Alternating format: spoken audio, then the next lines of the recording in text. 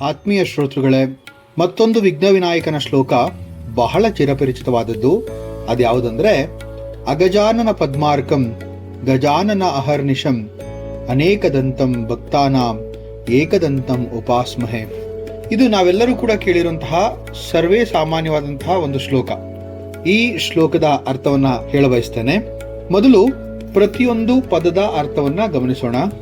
ಅಗಜ ಅಂತಂದ್ರೆ ದೇವಿ ಪಾರ್ವತಿ ಅಂತ ಹೇಳಿ, ಹಿಮಾಲಯ ಪರ್ವತರಾಜನ ಪುತ್ರಿ ಅಂತ ಹೇಳ್ಬೋದು.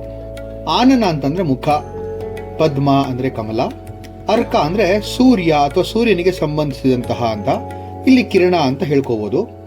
ಗಜ ಅಂದ್ರೆ ಆನೆ, ಆನನ ಅಂದ್ರೆ ಮುಖ, ಗಜಾನನ ಅಂದ್ರೆ ಆನೆಯ ಮುಖವುಳ್ಳವನು ಗಣಪತಿ.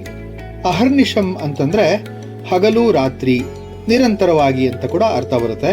ಅನೇಕದಂತಂ ಅಂದ್ರೆ ಭಕ್ತರ ಅನೇಕ ಇಚ್ಛೆಗಳನ್ನ ನೀಡುವವನು ಅಂತ ಹೇಳಿ.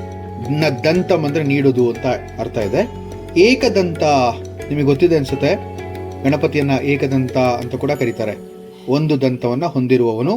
ಉಪಾಸ್ಮಹೆ ಅಂತಂದ್ರೆ ಇಲ್ಲಿ ಆರಾಧಿಸಲು ಕುಳಿತುಕೊಳ್ಳುತ್ತೇವೆ ಅನ್ನೋ ಅರ್ಥ ಬರುತ್ತೆ. ಅಸ್ ಅನ್ನೋದು ಕುಳಿತುಕೋ ಅನ್ನೋಂತಹ, ಅಸ್ಮಹೆ ಅಂದ್ರೆ ಕುಳಿತುಕೊಳ್ತೇನೆ ಅನ್ನೋಂಥ ಅರ್ಥ ಬರುತ್ತೆ. ಇದರ ಪೂರ್ಣ ಅರ್ಥ ಹೀಗಿದೆ: ಗೌರಿಯ ಕಮಲ ಮುಖದಿಂದ ಕಿರಣಗಳು ಯಾವಾಗಲೂ ಅವಳ ಪ್ರೀತಿಯ ಮಗ ಗಜಾನನ ಮೇಲೆ ಇರುವಂತೆ, ಗಣೇಶನ ಅನುಗ್ರಹವು ಯಾವಾಗಲೂ ತನ್ನ ಭಕ್ತರ ಮೇಲೆ ಇರುತ್ತದೆ.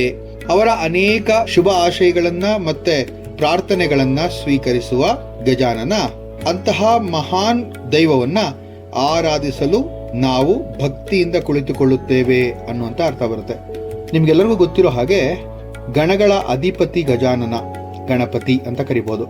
ಸರ್ವ ವಿಘ್ನನಾಶಕ, ವಿಘ್ನಹರ, ವಿಘ್ನೇಶ ಇಂತಹ ದೈವದ ಒಂದು ಶ್ಲೋಕ ಇದಾಗಿದೆ.